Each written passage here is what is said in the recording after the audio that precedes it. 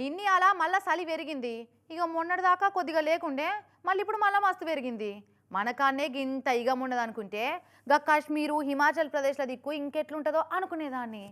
కానీ నిన్న మొన్నట్లా కాశ్మీరు హిమాచల్ ప్రదేశ్ దిక్కు వీడియోలు చూస్తుంటే అరే ఇవి ఇండియాల సీన్లా యూకేల సీన్లా అని అనిపించబట్టింది. అగో గా తీర్ల బర్పు పడుతుందంటే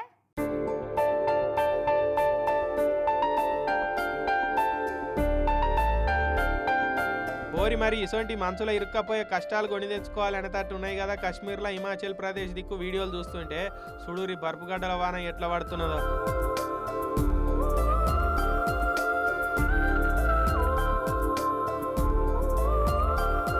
ఇక ఇట్లా మంచు వర్షం కురుస్తుంటే ఏడు కాడ బండ్లన్నీ జారుడు బండల మీదకెళ్ళి జారినట్టే జారుతున్నాయి.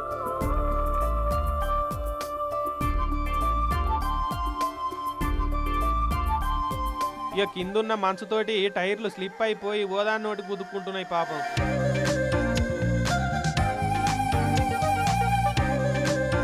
ఇంకో దిక్కు బండ్ల మీద గజం పొడుగు మంచిగా వెరకపోయింది.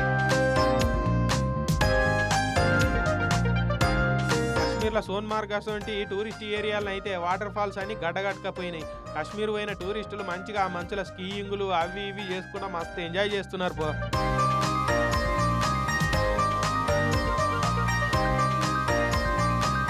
మొత్తం ఏడికాడ మోకాలి మంట బర్పే కనబడుతున్నది. ఎటు చూసినా బండ్ల మీద టూరిస్టులుగా పోయిన వాళ్ళకైతే తిప్పలు తప్పలేవు.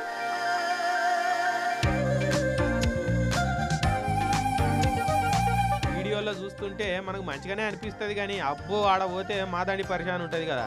కానీ కాశ్మీర్ను భూతల స్వర్గం అని ఎందుకంటారంటే ఇగో ఇటువంటి సీన్లు చూసే.